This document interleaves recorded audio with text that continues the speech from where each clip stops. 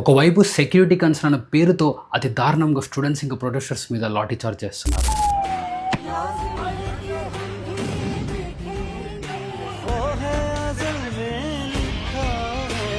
ఇంకోవైపు peaceful protest అన్న పేరుతో స్టోన్ పెల్టింగ్ చేయడం, పోలీస్ ఆఫీసర్స్ మీద అటాక్ చేయడం, ఇండియాని నేపాల్ చేస్తామనడం, పబ్లిక్ ప్రాపర్టీని డ్యామేజ్ చేయడం, అన్వాంటెడ్గా రిలీజియన్ని ఇంకా పాలిటిక్స్ని దీంట్లో తీసుకురావడం.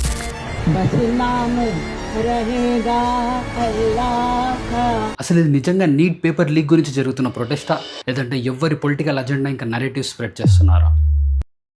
అన్నా హజారే, భగత్ సింగ్, మహాత్మా గాంధీ, పొట్టి శ్రీరాములు లాంటి ఎందరో లీడర్స్ చేసిన ప్రొటెస్ట్కి ఈ ప్రొటెస్ట్కి జమీన్ ఆస్మాన్ ఫరక్ ఉంది. అప్పటి లీడర్స్ ఒక రీజన్తో ప్రొటెస్ట్ చేసేవారు, ఆ రీజన్ మీద వర్క్ చేసి లాస్ట్కి గెలిచారు. కానీ ఈ ప్రొటెస్ట్లో ఒక జెన్యూన్ రీజన్తో స్టార్ట్ అయింది, కానీ దాని మీద ఫైట్ చేయకుండా మిగతా ఇవన్నీ చేస్తున్నారు. రిలీజియస్ బిలీఫ్స్ మీద జోకులు వేస్తూ కొందరు, ఒక రిలీజియన్ని టార్గెట్ చేసి బ్రాహ్మణ్ని, హిందుత్వాన్ని డిస్రెస్పెక్ట్ఫుల్గా మాట్లాడుతున్నారు ఇంకొందరు. కాశ్మీర్ మనది కాదన్న వాళ్ళు ఈ ప్రొటెస్ట్కి లీడర్లా ఉండడం, ఆర్టికల్ 370ని తీసేయమని ఇంకొందరు అనడం,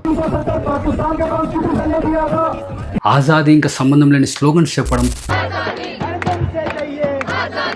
2007లో యాంటీ నేషనల్ అని చెప్పిన పార్టీ ఈ ప్రొటెస్ట్ని లీడ్ చేయడం, సేఫ్ గార్డ్ చేసే పోలీస్ ఆఫీసర్స్ మీద అటాక్ చేయడం, ఇండియాని నేపాల్ చేస్తామనడం, ఆఖరికి మన సొంత డబ్బులతో బిల్డ్ చేసిన పబ్లిక్ ప్రాపర్టీని డ్యామేజ్ చేయడం. ప్రొటెస్ట్ కోసం వచ్చిన స్టూడెంట్ ఇలాంటివి ఏమీ చేయరు. ఐ రిపీట్, ఒక నీట్ ప్రొటెస్ట్ కోసం వచ్చిన స్టూడెంట్స్ ఇలాంటివి ఏమీ చేయరు. నీట్ పేపర్ లీక్ ఇంకా ధర్మేంద్ర ప్రధాన్ రిజిగ్నేషన్ మీద ఫైట్ చేయడం కరెక్టే, కానీ పీస్ఫుల్ ప్రొటెస్ట్ అన్న పేరుతో ఎవరి పొలిటికల్ అజెండా, ఎవరి పొలిటికల్ నరేటివ్ ఇంకా ఇండియా వైడ్ నెగిటివిటీని స్ప్రెడ్ చేయడం కరెక్ట్ కాదు. ఎస్, గవర్నమెంట్ తప్పు చేసింది, దానికి వాళ్ళు అకౌంటబిలిటీ మెయింటైన్ చేయాలి, అడిగిన డిమాండ్స్ని గవర్నమెంట్ తప్పకుండా ఫుల్ఫిల్ చేయాలి.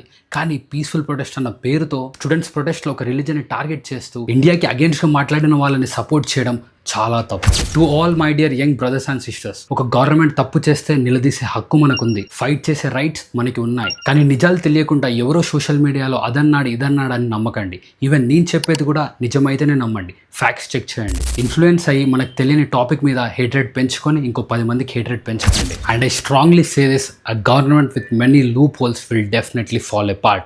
I repeat, a government with many loopholes will definitely fall apart. మీరు అర్థం చేసుకుంటున్నారు అనుకుంటున్నా. Always keep nation first. జై హింద్. మళ్ళీ కలుద్దాం.